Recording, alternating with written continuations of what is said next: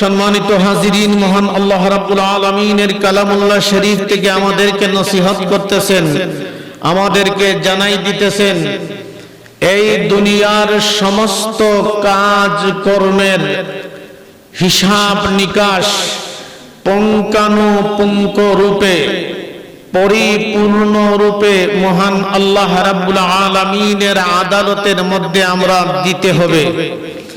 না দিয়ে কোনো নিস্তার পাওয়া যাবে না। মহান আল্লাহ পাকের আদালত থেকে কেহ এই হিসাব না দেওয়া পর্যন্ত কেহ রেহাই পাব না। সেই জন্য কিয়ামতের ময়দানে মহান আল্লাহ রাব্বুল আলামিন, আমি যেই আয়াতে কারিমাটুকুন তেলাওয়াত করেছি, মহান আল্লাহ রাব্বুল আলামিনের কালাম, মা সালাকাকুম ফি সাকার, কঠিন ময়দান মাহশরে কিয়ামতের দিন মহান আল্লাহ রাব্বুল আলামিন এক শ্রেণীর জান্নাতি, একদল জান্নাতি মানুষরা আরেক দল জাহান্নামের নিক্ষিপ্ত মানুষগুলিকে যখন জাহান্নামে যাবে তখন তাদেরকে জাহান্নামে যাওয়ার কারণটুকুন তাদেরকে জিজ্ঞাসা করা হবে। জাহান্নামে যাওয়ার কারণগুলি জিজ্ঞাসা করবে।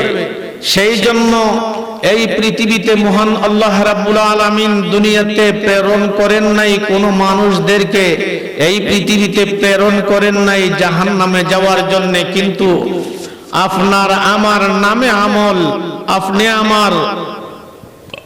আমার আমলিয়তের কারণে আমরা নিজেকে জাহান্নামী বনে যাইতেছি। তাই কিয়ামতের দিন যখন জাহান্নামীরা জাহান্নামে যাবে, আরেক দল মানুষ জান্নাতে থেকে তাদেরকে জিজ্ঞাসা করা হবে, মা সালাকাকুম ফি সাকার, তোমাদেরকে কোন বিষয়ে এখানে জাহান্নামে তোমাদেরকে কে এখানে নিয়ে এসেছে? সম্মানিত হাজিরিন, জাহান্নামে যাবে মানুষ অনেকটি কারণ, তন্মধ্যে আমি দুইটি কারণ উল্লেখ করতে চাই।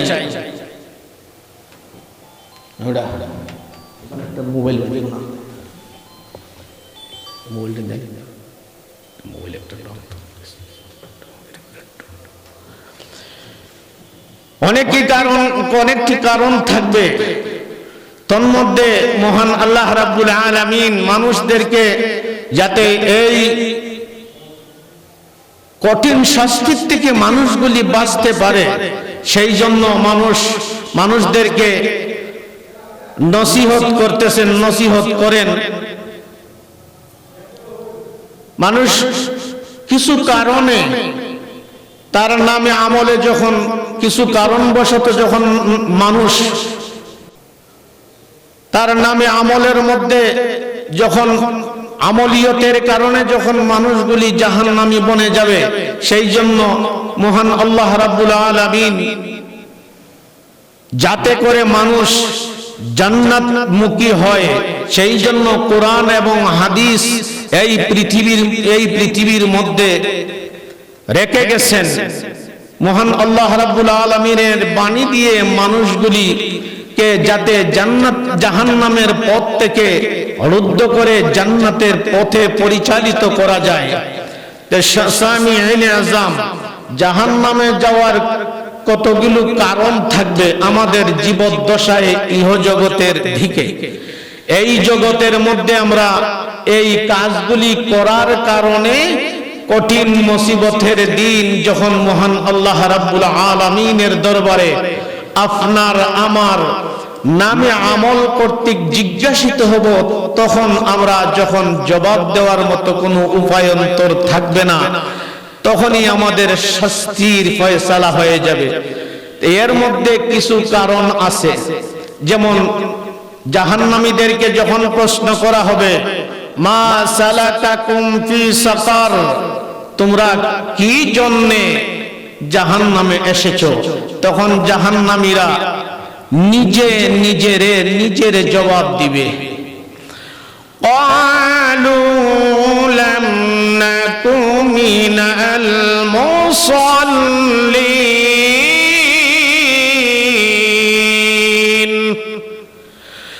জাহান্নামীদেরকে যখন জিজ্ঞাসা করা হবে কেন তোমরা জাহান্নামে এসেছো, তখন জাহান্নামীরা জবাব দিবে কালু, তারা সবাই বলবে লাম নাকু মিনাল মুসাল্লিন, আমরা দুনিয়ার থাকতে নামাজ পড়তাম না, নামাজের কাছেও যাইতাম না, নামাজ পড়তাম না। সম্মানিত হাজিরিন, 2 নম্বর প্রশ্ন দ্বিতীয়বার বলবে ক্বালু লাম নাকু মিনাল মুসাল্লিন ওয়া লাম নাকু নুতঈমুল মিসকিন। আরেকটা কারণ, 1 নম্বর কারণ জাহান্নামীরা জবাব দিবে আমরা নামাজ না পড়ার কারণে আল্লাহর আদালতের মধ্যে দোষী হয়ে গেছি, যে কারণে জাহান্নামে এসেছি। 2 নম্বর কারণ লাম নাকু নুতঈমুল মিসকিন, আমরা দুনিয়ার থাকতে সম্পদ ছিল কিন্তু ইতিম অসহায় দুস্থদেরকে খানা খাওয়াইতাম না। সম্মানিত হাজিরিন, মহান আল্লাহ পাকের সমস্ত ইবাদতের মূল হলো, যদি ইবাদত কবুল হইতে হয়, ইবাদত গ্রান্টেড হইতে হয়, তখন 1 নম্বরে আপনার হালাল খাদ্য গ্রহণ করতে হবে। হালাল খাদ্য যদি গ্রহণ করা হয় তখন ওই মানুষের দাম আর ওই মানুষের জবান এত পুত পবিত্র হয়, এই মানুষের জবানের পাওয়ার, এই মানুষের জবানের গুরুত্ব, এই মানুষের জবানের এত উচ্চ মর্যাদা লাভ করে। যেমন একজন মুরিদ একজন পীর সাহেবের কাছে যাইয়া মুরিদ হইছে, গরিব মানুষ,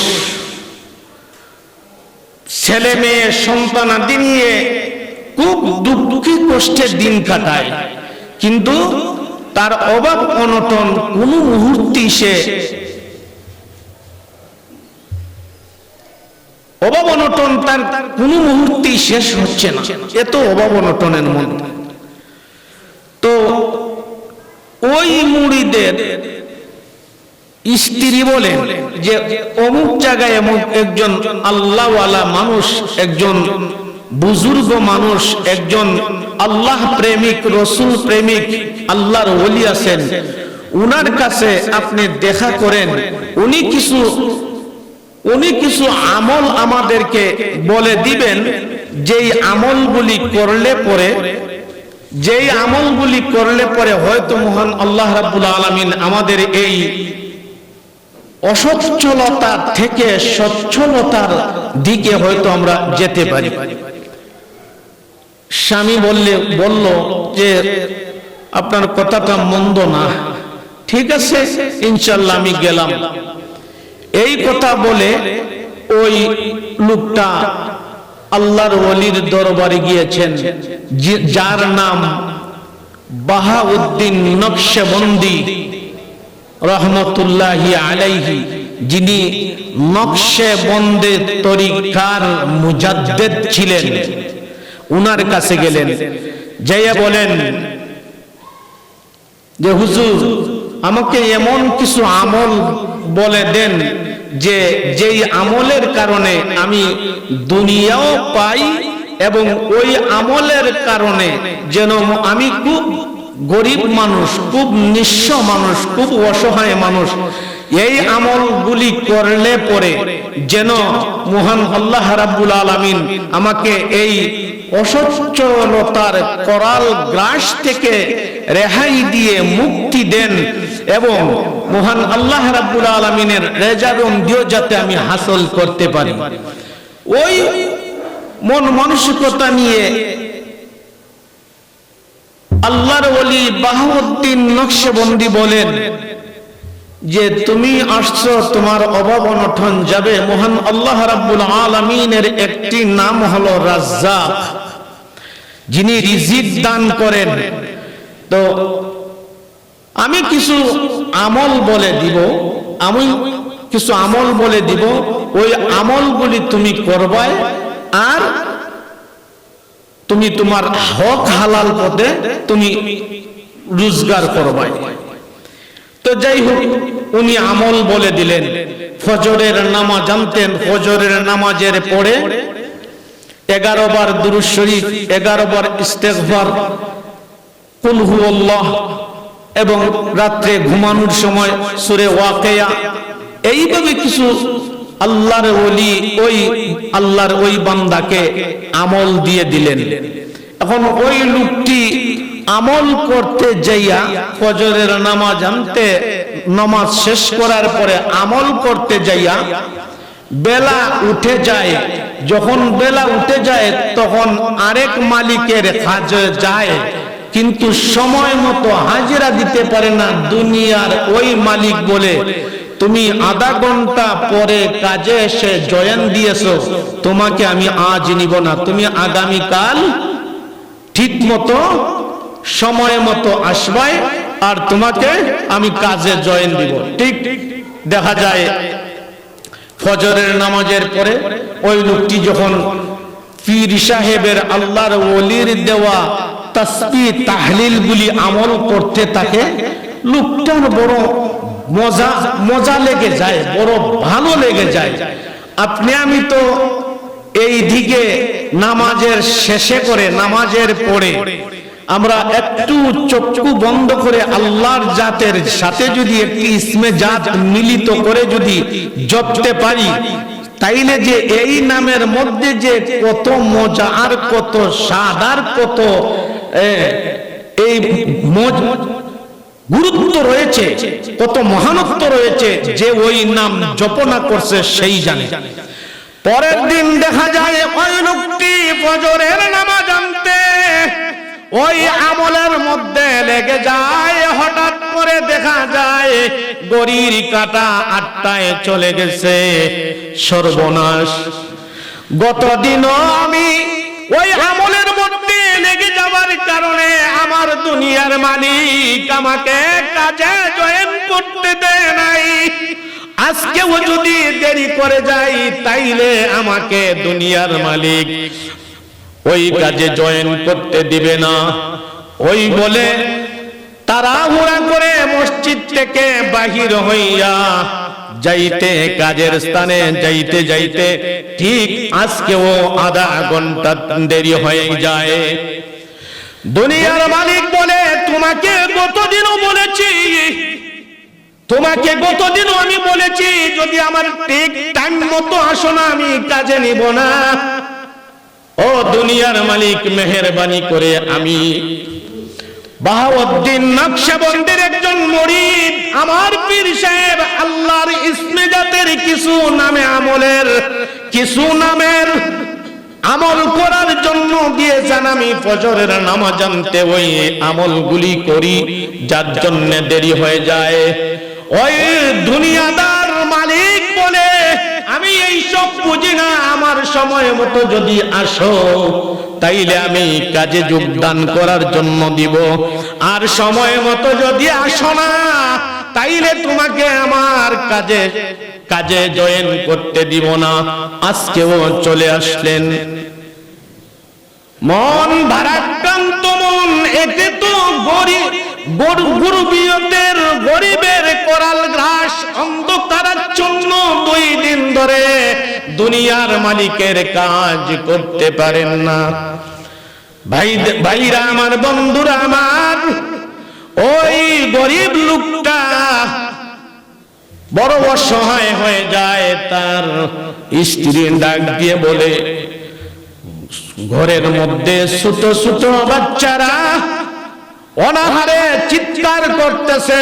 2 দিন যাবত এই কচি বাচ্চাগুলির মুখের মধ্যে আহার দিতে পারছি না। তুমি কিন্তু ওইভাবে প্রতিদিন এত দেরি করে কামে যাও? বুঝি আমি তো হুজুরের নির্দেশ মানতে বাধা দিতে পারবো না, আর ওই নির্দেশগুলি মানতে যাইয়া আবার আমি সময় মতো কাজে যোগদান করতে পারি না। ওই মহিলাটি ডাক দিয়ে বলে, প্রাণের স্বামী আমার, আপনি তো কাজের জন্য বাইর হয়ে যান, যখন ওই ছোট্ট ছোট্ট অবুঝ বাচ্চাগুলি ক্ষুধার যন্ত্রণায় মায়ের কাছে আসিয়া বলে, মা ক্ষুধার যন্ত্রণা সহ্য করতে পারতেছি না গো মা, আমাদেরকে কিছু খাবার দাও। আমি দুঃখিনী মা হইয়া যখন আমি আমার এই অবুঝ সন্তানাদির মুখে আহার দিতে পারি না, তখন আমার কলিজাটা ফেটে যায়।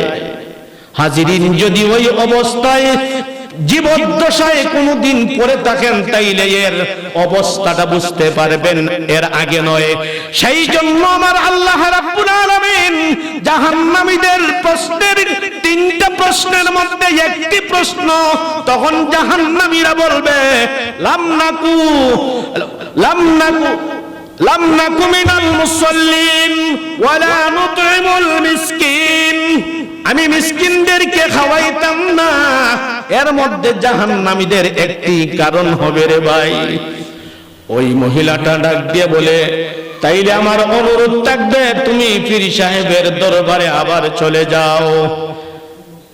বেগমের কথায় আবার দৌড় দিয়েছেন। তখন বললেন, হয়তো আমল কমাই দিবেন, নতুবা আমরার এই অবুঝ বাচ্চাদের কথা আপনি তুলে ধরবেন, হয়তো আমাদের রিজিকের কোনো ব্যবস্থা করে দিবেন, নতুবা আমলের মাত্রাটা কমাই দিবেন, যাতে আমল কম সময়ে করতে পারি আর দুনিয়ার মালিকের কাজের মধ্যে যোগদান করতে পারি। উনি 2 দিন 3 দিন পর আবার বাহাউদ্দিন নকশবন্দি পীর সাহেবের দরবারে হাজির। সালাম হুজুর, মেহেরবানি করে 2 দিন পর আবার আসলা কেন? হুজুর, আমার অবুঝ সন্তানাদি ক্ষুধার যন্ত্রণায় তাদের আর্তচিৎকার পিতা হয়ে বরদাস্ত করতে পারি না। আপনি যেই আমলগুলি দিয়েছেন ওই আমলগুলি করতে দেরি হয়ে যায়, আর দেরি হওয়ার কারণে দুনিয়ার মালিক কাজে যোগদান করতে দেয় না। বুঝি তাই নাকি? তাইলে তুমি ছোট্ট একটা তুমি একটি ছোট মাটির ঢিলা আনো, ছোট মাটির ঢিলা। হুজুর, মাটির ঢিলা দিয়ে কি করবেন? অন্তরে ভয় পয়দা হয়ে গেছে মুরিদের। মাটির ঢিলা দিয়া 2 দিন পরে আসলাম পীর সাহেবের কাছে, হয়তো আমল কমাইতে চাইছি, নতুবা আমার এই ছোট বাচ্চাদের রিজিকের ব্যবস্থার কথা বলার কারণে ইটা দিয়া কি ঢিল মেরে আমাকে মারবেন না, আঘাত করবেন? ওই মুরিদ ছোট্ট একটা মাটির ঢিলা আনছে। পীর সাহেব আল্লাহর কালাম পড়ে ফু দিয়েছেন, নাও এটা নিয়ে তোমার বাজারে বিক্রি করে দিবা। পীর সাহেব মুরিদ দিলেন মাটির ঢিলা, পীর সাহেব আল্লাহর কালাম পড়ে ফু দিলেন, হয়ে গেল মণিমুক্তা হীরা জহুরত। সর্বনাশ! তাইলে তো ওই মুরিদ বলে, হায় রে কি করলাম, এত ছোট ঢিলা কেন আনলাম? যদি এত বড় মাটির ঢিলা আনতাম তাইলে তো এক ঢিলাই আজকে আমি রাজা বাদশা হয়ে যাইতাম। ওই মুরিদ প্রতিমধ্যে যখন পীর সাহেবের বাড়িতে যাইবেন, প্রতিমধ্যে খেয়াঘাট তো বুঝেন, মাঝি যে পার করে, মাঝি ভাই আমাকে পার করেন। নৌকার মধ্যে এসে হাজির, নৌকার মধ্যে উঠে গেছে, এমতো অবস্থায় হাজির হয়ে গেছে আপনার আমার চিরশত্রু ইবলিস। অন্তরে কিভাবে ওয়াসওয়াসা দেয় হাজিরিন একটু খেয়াল করবেন। হাজির হয়ে গেছে, অন্তরের মধ্যে ওয়াসওয়াসা শুরু করে দিয়েছে, ওই মুরিদ কতখানি একটা মাটি দিলা, পীর সাহেব কোন সূরা কোন আয়াত পড়েছেন তুমি তো এটা শুনছই, বাড়িতে যাইবাই আর যাওয়ার পরে তোমার স্ত্রীকে বলবাই বড় বড় মাটির শাখা আনবে আর তুমি খালি ফু দিবাই আর সব হীরামণি মুক্তা জোহরত হয়ে যাবে।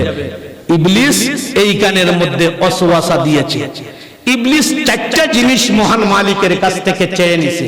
কয়টি জিনিস? চারটি জিনিস ইবলিস মহান আল্লাহ পাকের কাছ থেকে চেয়ে নিয়েছে। এক নম্বর, কিয়ামত পর্যন্ত হায়াত।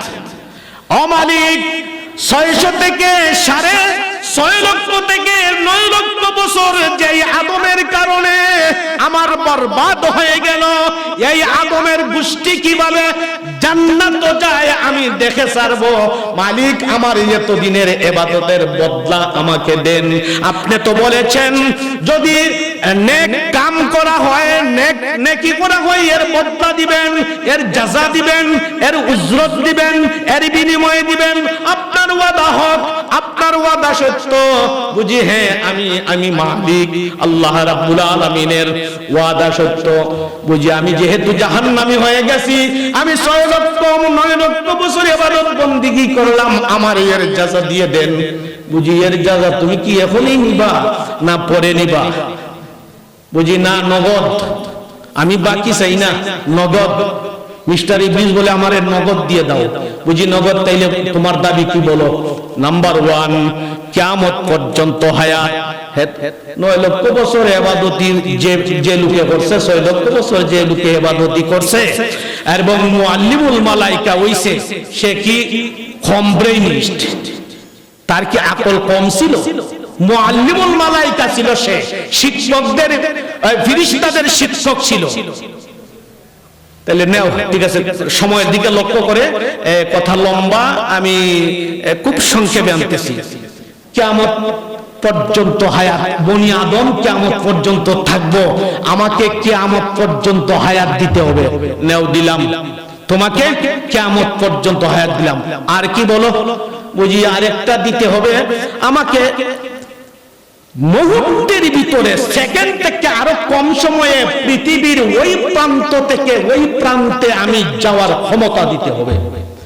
যদি হবিগঞ্জে এই মুহূর্তে মাইল লাগাইছি, এখন আমি আবার এই চুয়াডাঙ্গা এই মুহূর্তে ভিতরে আমি যাওয়ার মতো ক্ষমতা, খুন খারাপি করাইবার মতো। কি বলেন? গতদিন তো আপনাদের গতদিনের চিত্র আপনারা কিছু দেখেছেন। যাই হোক, সময়ের দিকে লক্ষ্য করতেছি। হাজিরিন, মুহূর্তের ভিতরে আমাকে তামাম পৃথিবীর আমি পরিভ্রমণ করতে পারি, এই ক্ষমতা আমাকে দিতে হবে। নেও, দিলাম।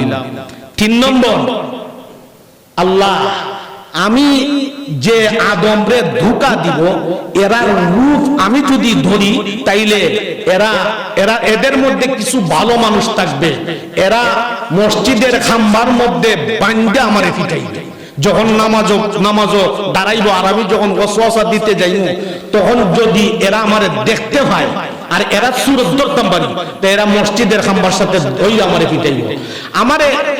আমাকে এমন ক্ষমতা দেন যাতে আমি পিপিলিকা হইতে পারি, আমি কাক হইতে পারি, আমি সাপ হইতে পারি, বিভিন্ন রূপ ধারণ করতে পারি মুহূর্তের ভিতরে। বুঝি নেও, এটাও দিলাম। কয়টা চাইলো? আরেকটা রইল কয়টা? 4টা। 4 নম্বর, এইটা হলো একবারে মারাত্মক।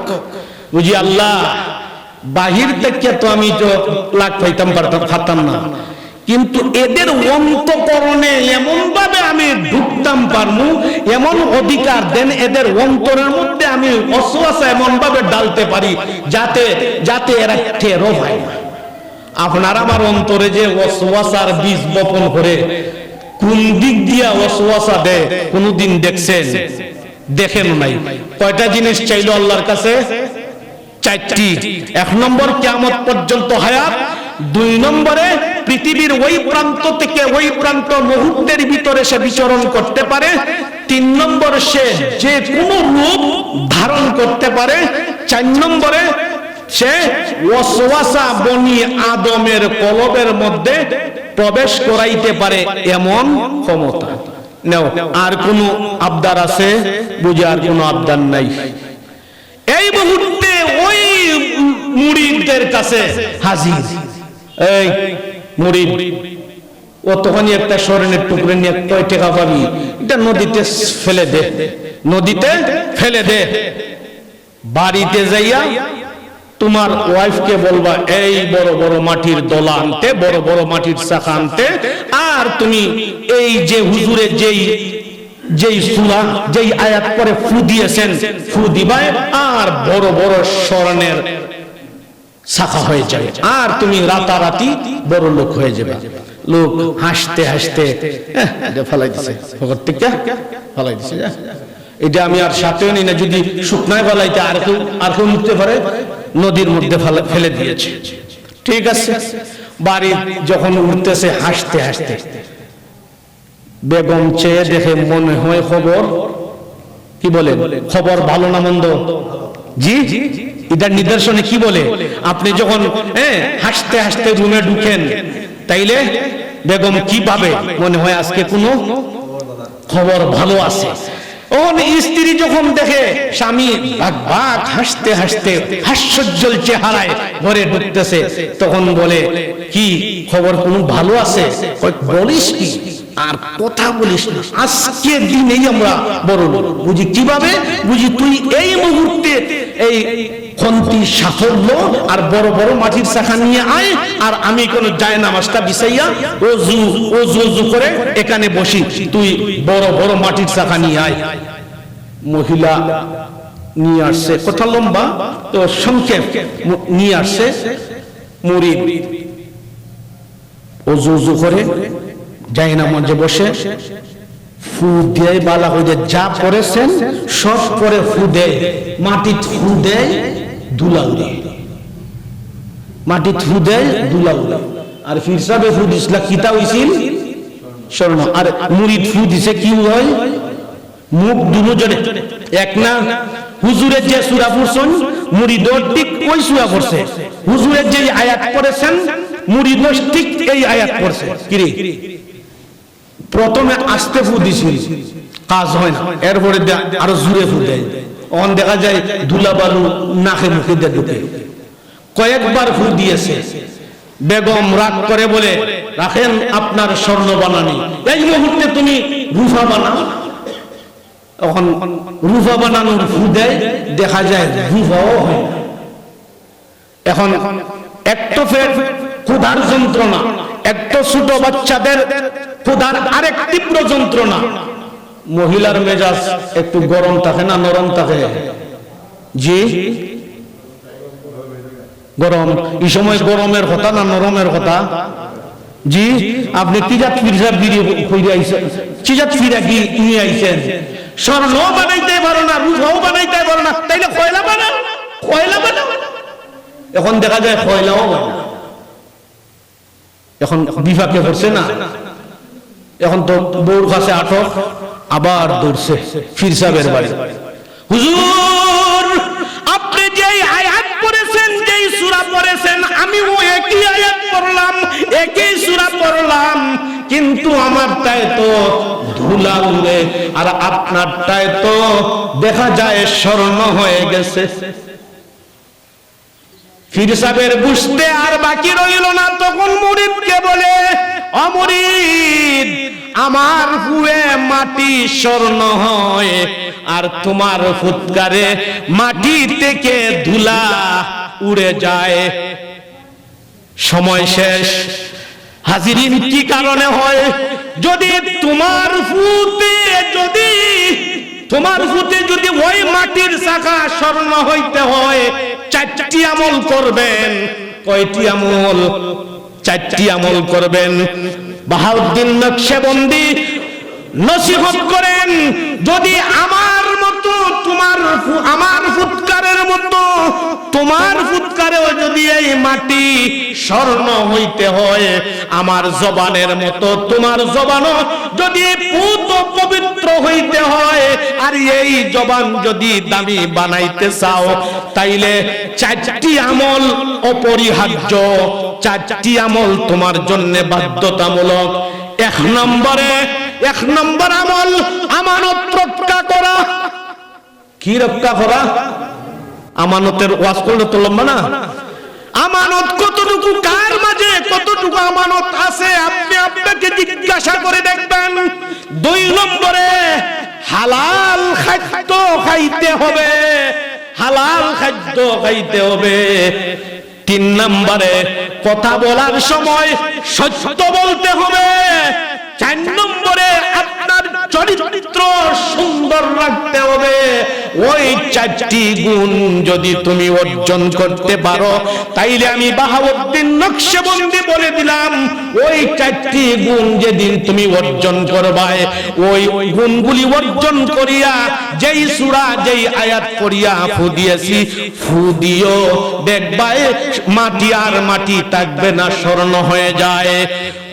আলোচনার প্রারম্ভে বলেছিলাম ওই জবানটা যদি হাজিরিন পবিত্র বানাইতে পারি, যদি জবানটাকে আপনি আমি হেফাজত করতে পারি, তাইলে মহান আল্লাহ রাব্বুল আলামিন ওই জবান দিয়া আপনি আমাকে জিজ্ঞাসা করবেন, আর ওই জবান দিয়া আপনি আমি এর জবাব দিয়ে দিব। তাইলে এই জবান যদি পবিত্র বানানো যায়, তাইলে মহান আল্লাহ রাব্বুল আলামিন এই জবান দিয়া ডাক দিতে দেরি হবে, মহান আল্লাহ গ্রান্টেড করতে দেরি করবেন না, এর বাস্তব প্রমাণ। সম্মানিত হাজিরিন, আয়াতে কারিমার ব্যাখ্যা বিশ্লেষণ এবং আমার রাসূলের হাদিসের কিছু কথা জুমার দিন পরিপূর্ণ আলোচনা করা যায় না। যতটুকুই বলেছি, শয়তান 4টি আবদার মালিকের কাছ থেকে নিয়েছিল, আপনারা ভালো করে জানেন কিভাবে। এর তন্মধ্যে একটা হলো মানুষের অন্তঃকরণে কিভাবে সে ওয়াসওয়াসার বীজ বপন করে। বাহাউদ্দিন নকশবন্দি একজন আল্লাহর বন্ধু, মাহবুব বান্দা, যে 4টি নসিহত করেছেন, খুব কোরআন এবং হাদিসের এত সার মগজপূর্ণ কথা যদি আপনি আমি এই 4টি নসিহত আপনি আমি গ্রহণ করতে পারি, তখন ওই নকশবন্দিয়া মুজাদ্দিদি তরিকার যিনি রাহবর, উনি বলেছেন যেই 4টি আবদার শয়তানে আল্লাহর কাছ থেকে গ্রহণ করেছিল, উনি তরিকার ইমাম হয়ে বলেছেন, যদি কোনো মানুষ এই 4টি নসিহত গ্রহণ করতে পারে, তাইলে তার শয়তানে ওই 4 আবদার দিয়া ওই মানুষকে ঘায়েল করতে পারবে না। মহান আল্লাহ রাব্বুল আলামিন আমাদেরকে এই মহান ওলির 4টি নসিহত শুনতে পারি এবং জানতে পারি, বাস্তবে আমল করতে পারি, এবং শয়তানের এই যে ওয়াসওয়াসার যেই দাবিগুলি চেয়েছিল, এই দাবিগুলি আমাদেরকে গ্রাস করতে পারবে না। মহান আল্লাহ যেন আমাদের সবাইকে কবুল করেন, আমল করার তৌফিক নসিব করেন। আমরা সকলে পড়ি আমিন।